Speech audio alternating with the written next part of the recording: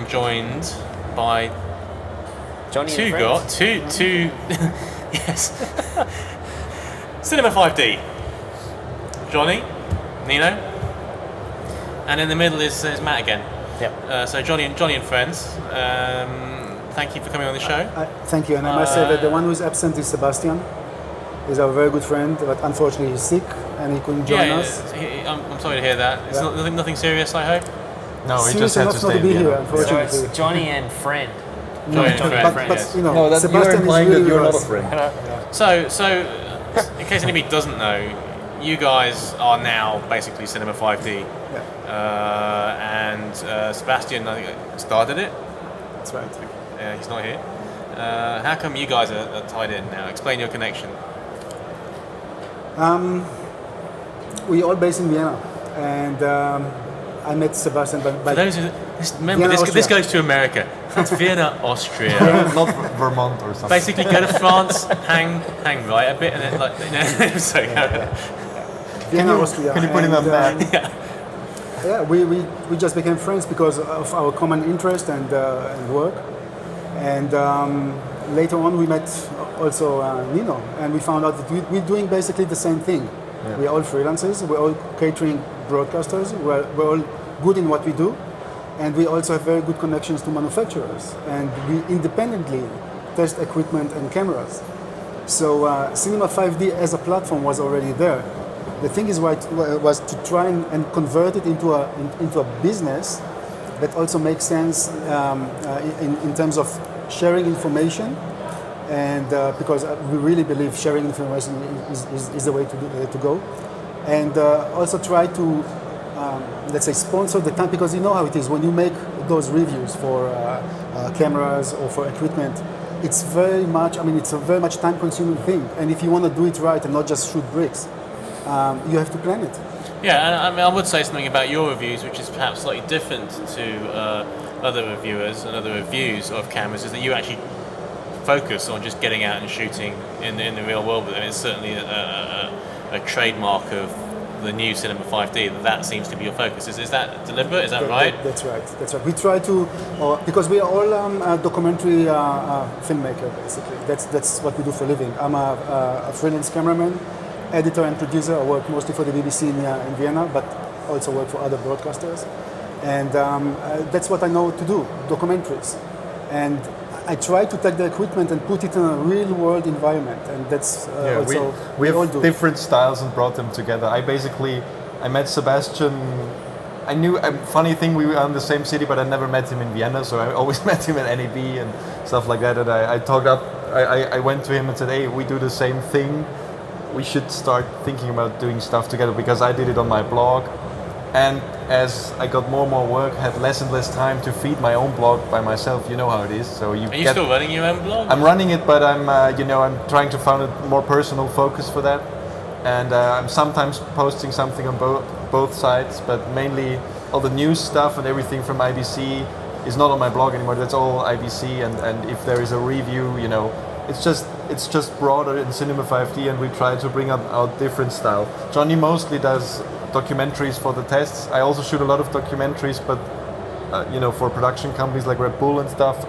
When I do a test, I very often try to do more bigger productions now. So I do less of them, but I try to do like a music video or a short film with a real crew with the bigger cameras. That's kind of how it went over the past months. So I did the F55 test, and Johnnie did a lot more, but like documentary style mostly. And so we try to focus on different things with the reviews, and also how we try to determine who works with which cameras basically in the reviews. I mean, I think what I find interesting is a lot of readers don't necessarily understand how much effort goes into a camera review. All three of you here, I mean, Matt does a lot of our reviews on News Shooter, but all three of you here, I take my hat off to you for the number of reviews that you churn out in a year. It's seriously hard work. I know I've done a few.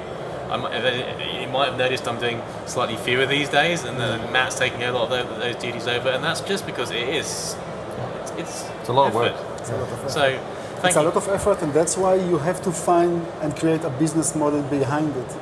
Otherwise, it's very demanding and almost impossible is to create something which is from one hand has a quality and beneficial for the people, for our colleagues. And Because it can take days, as you know, to do a single review out of your own time. it takes days. And we managed to present a business plan, first of all, to decide among us where do we want to go. And we decided to keep news section because that drives traffic, and then concentrate on the reviews. And you actually sold you had a very successful forum on Simplify, which actually That sold was to... Sebastian's decision when we basically came in. He asked us to join him, and he didn't want to deal with the forum anymore because a forum, as you know, it's a lot of work and it's a lot of pain because you know, there may be occasional issues. there are occasional issues with the same people on forums. Really? Which, I'd never heard of that. The same people causing problems. which make it difficult for the rest of the readers, and it's just not worth it. It wasn't worth it for him, so he decided to basically spin that off and give it to somebody else, and really focus refocus the entire thing onto reviews.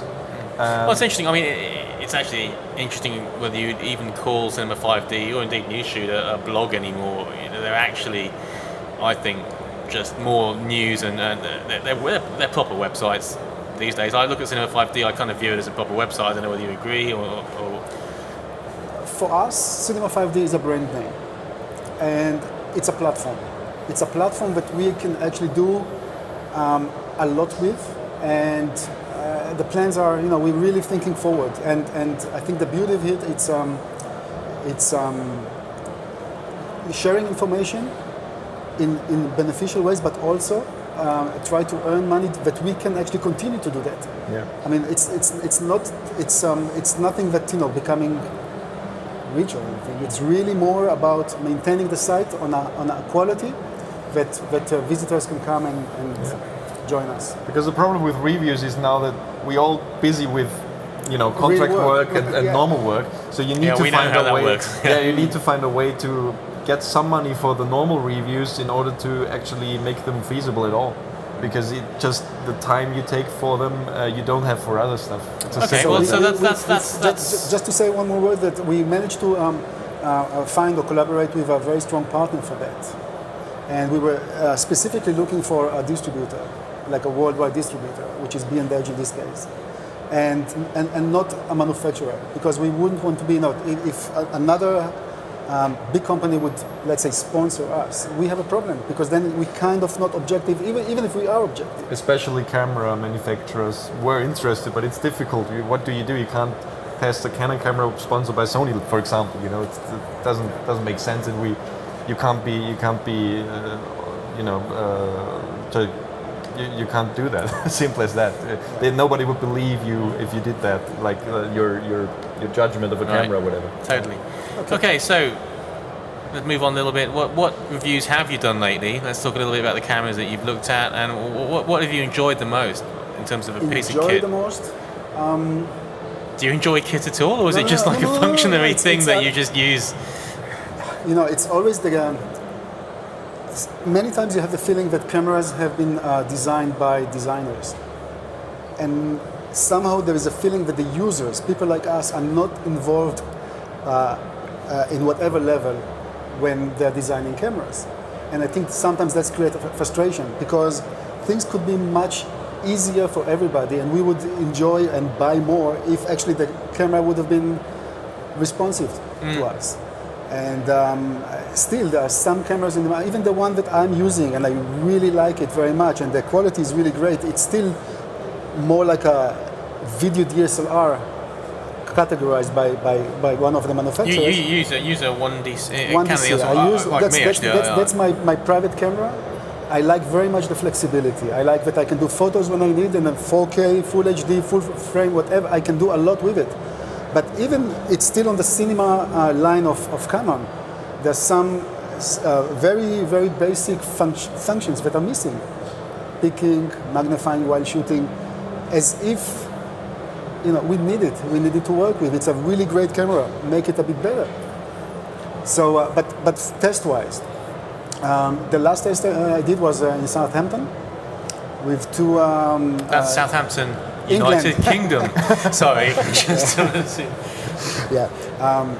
Two young Israelis who are trying to buy themselves without any money. Actually, they're sponsoring by themselves to practice and make it to the Olympics in Brazil, and they're sailing. It's a kind of a new category in the Olympic Games. It's called 49. It's a very fast, very extreme, very demanding boat, and.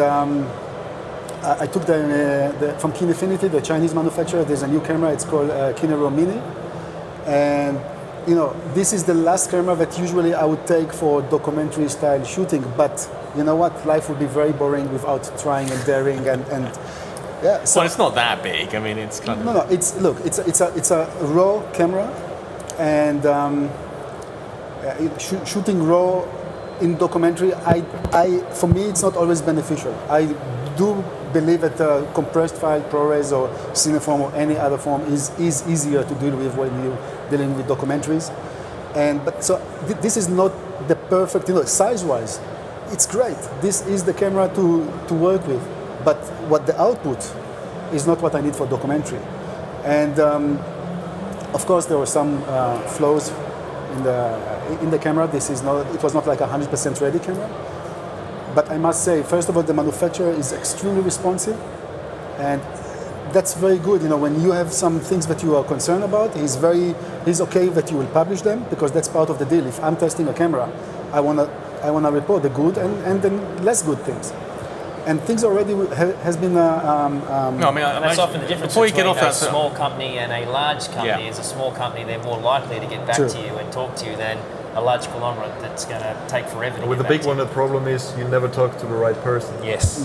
There's a lot of sales No, people. I think we said this in the show yesterday. Two companies that I've been impressed with, not forget the cameras, just in terms of the fact that they respond to people, are actually Blackmagic, who have actively engaged in the conversation.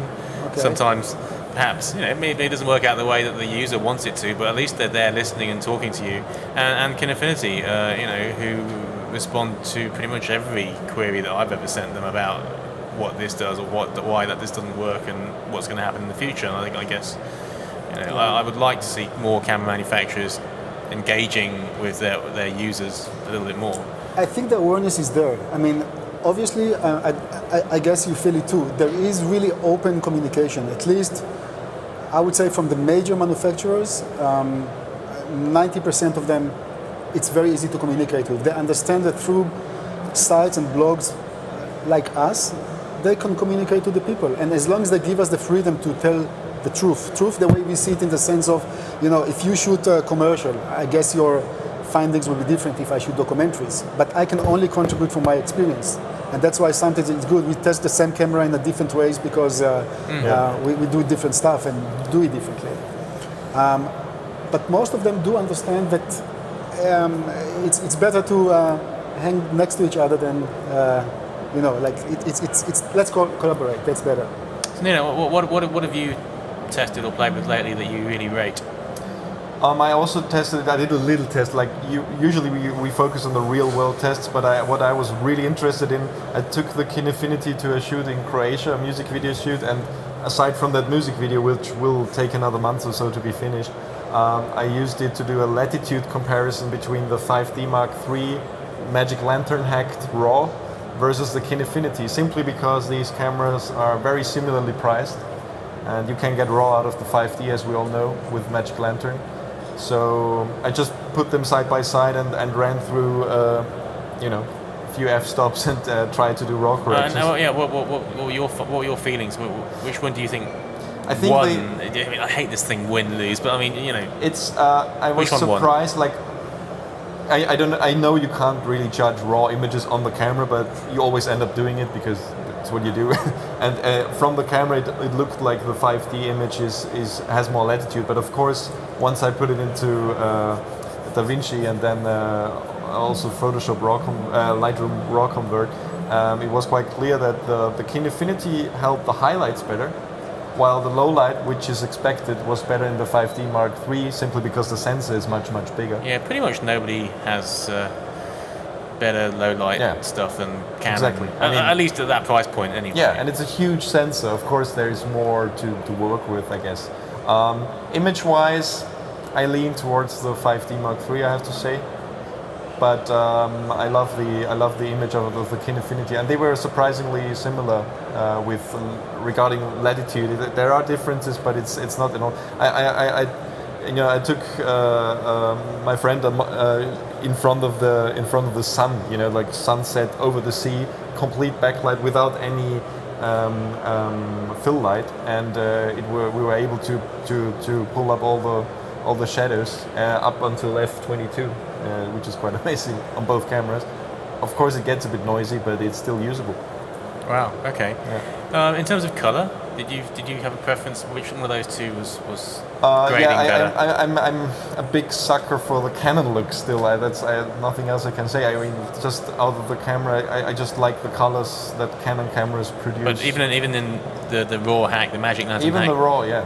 I mean, it's just more organic, and I found the Kinefinity be a bit green, bluish.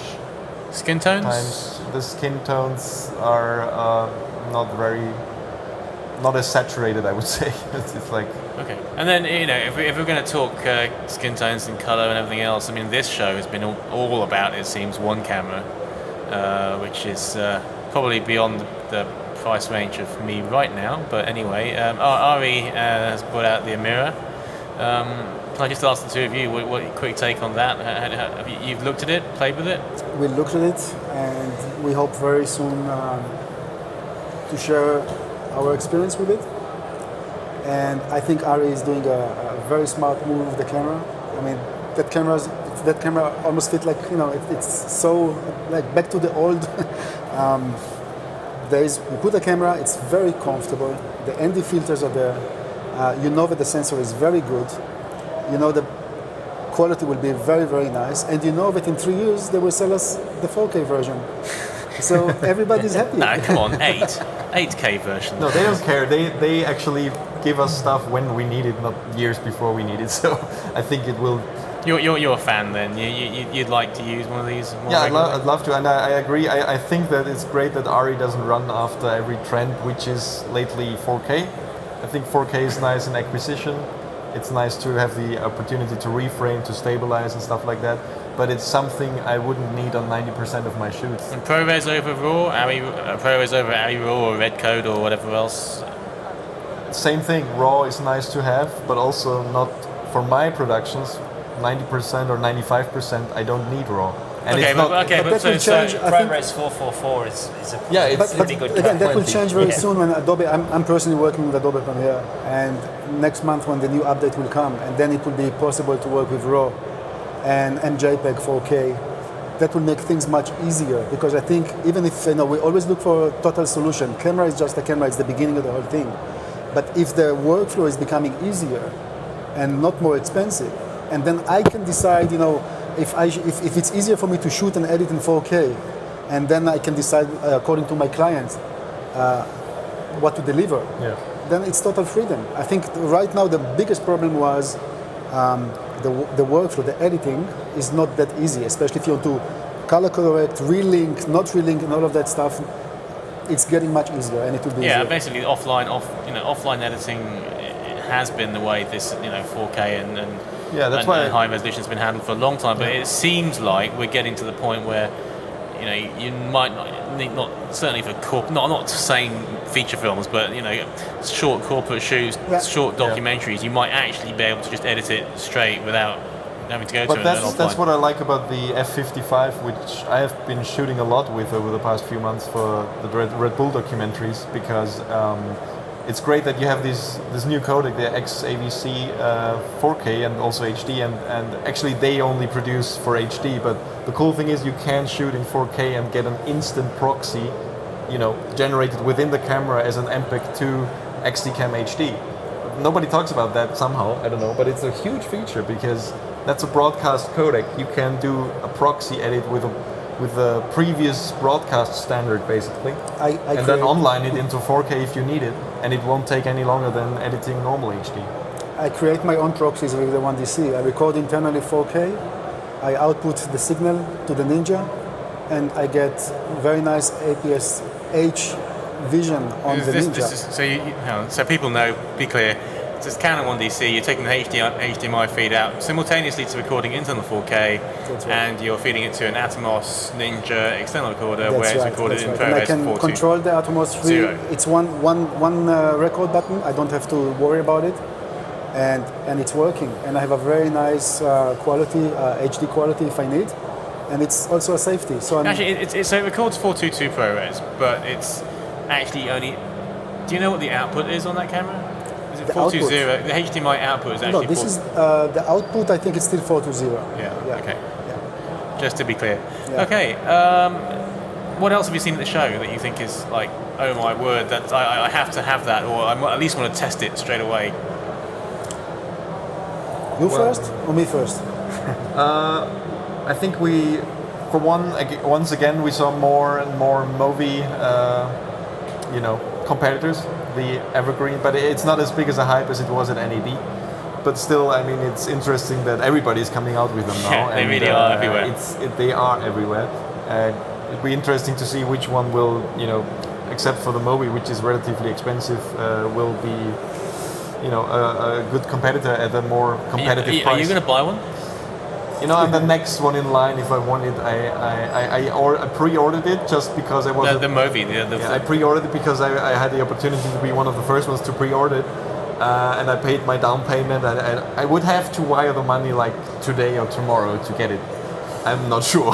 But it's interesting. Why are you not sure? 'Cause a lot of people initially, when the hype was on, was like, yeah, gotta have it, I think theirs works better than all the competitors right now because they put more work in, and they, I think, as far as I know, are the only ones who build, gyros which are dedicated for that purpose. Most of the others just took stuff that was already available and readjusted it.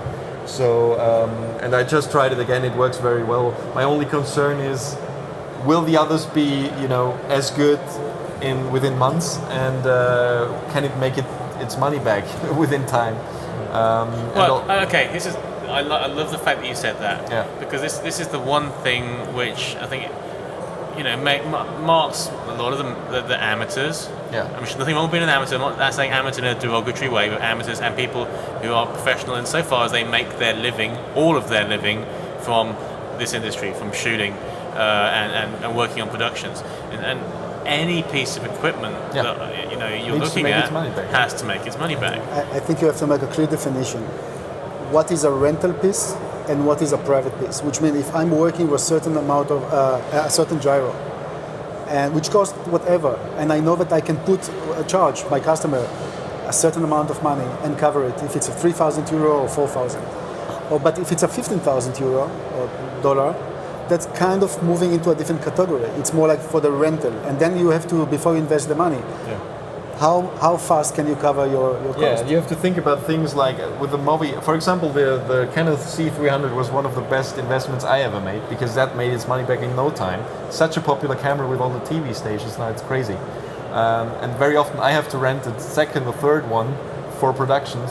And I was already thinking about getting a second one with a friend, because there's so much demand for it. Yeah. But with the Movi, the thing is, the demand is there. I have clients call me up, do you have it? Can we shoot with it? Whatever. And some of them know that I pre-ordered it, and they just literally call me every week. Do you have it already?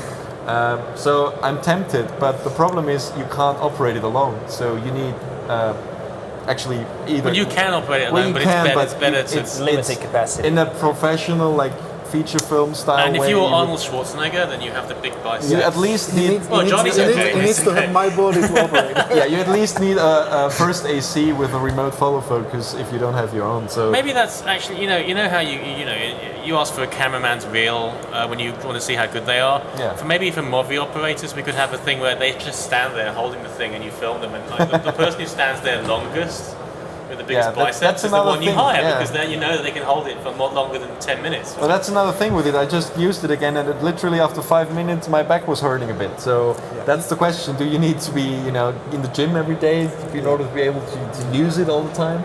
You covered, I think, a day ago, a very nice the Easy Rig combination. Yes. With Flow Cine. And Flow Cine, it's an interesting very solution. it looks very simple, not too looks very easy to operate. For me, that's a very interesting option because And even by the time you get cost-effective. that, and Yeah. if you can run gyro stabilizers on the bottom, or they are making an electronic version of that as well, for the overall price of what you're going to get, it may not be exactly like a Movi, but you can operate it in a similar way, and it's going to be a lot. It's going to be a lot And cheaper. probably by yourself. And you can put a camera up to 38 pounds on it, so you're not limited. The trouble with a lot of the gimbals that we're seeing out there is that they're all very limited to a certain type of camera and weight. That's right. And if you want to use another camera on there, you have to go and buy another gimbal. And that's I think sort of in one of the general, problems. either this thing or a Movi or a Movi copy combined with a Steadicam or Easy Rig will be the way to go in the long run, because nobody will be able to operate it like this, for full shooting. I mean, day. and here's the other thing, the Steadicam, the original Steadicam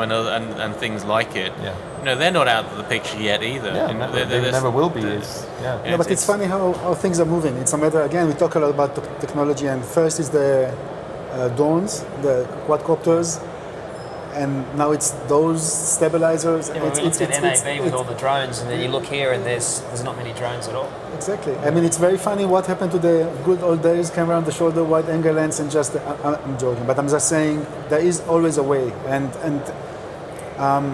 the question if it's a fashionable thing or this is a valid production tool that we can use and client will be happy, and also we can cover and earn some money with it. That's the question. That's why. I have to say, I've used a quadcopter once on a corporate production that I did, and I just hired somebody to do that. Yeah, me too. I didn't feel the need to go and invest in a quadcopter, spend hours learning to fly it, and then buy it and then keep upgrading It's a very it. specialized thing, like the a thing, Steadicam operator. And if you want to do it, if you want to have somebody do it, properly, you should hire them. I bought a DJI Phantom simply to offer, cheap productions the additional full shot of flying over something, but I would never say that hire me instead of somebody who actually is a professional octocopter operator. Because Okay. it's Thank you something very much, completely guys, for different. coming on. We're going to have to wrap up right about now. If people want to know more about stuff, especially the reviews, you go to where? Cinema5d.com, and thank you very much for being kind and inviting us. Yeah, thanks. And next time Always- we're going to invite you. Yeah, well, To Vienna, have a live Austria. show and we'll come on it. There you go. We can do a Skype. Guys, thank you very Thank you much. very And much. everybody else, we'll be right back after this short break.